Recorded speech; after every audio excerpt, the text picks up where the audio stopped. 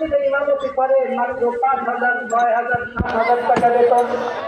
এরপরেও দেখবেন ওই পিতা মাতাকে ফেলে দেয় না।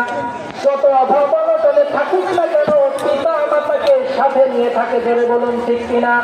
তাহলে আপনি আপনার সন্তানকে যদি দ্বীনি শিক্ষায় শিক্ষিত করতে পারেন তাহলে দুনিয়াতে আপনি অশান্তিতে ভুগতে হবে না, ধরে বলুন ঠিক কিনা? বন্ধুগণ আমার, মূল বিষয় রয়ে গেছে, আপনি আপনার সন্তানকে যদি দ্বীনি শিক্ষায় শিক্ষিত করেন তাহলে আখিরাতে মরার পরে পরকালে কি উপকার পাবেন জানতে চান কি চান না? দুনিয়াতে মনে করেন কিছুই পান নাই, আপনার সন্তান আপনাকে কিছু দিতে পারে নাই, ভালো খাবার দিতে পারে নাই, ভালো জামা কিনে দিতে পারে নাই, ভালো রুটি কিনে দিতে পারে নাই, আপনি অসুস্থ হয়ে পড়েছেন, আপনার জন্য উন্নত চিকিৎসার ব্যবস্থাও করে দিতে পারে নাই।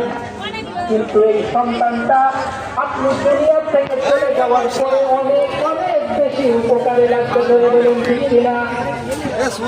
আজকে যারা আমাদের পেছনে আহারে ওই মানুষ চলে যাবে, একটা পুরো আর শিওর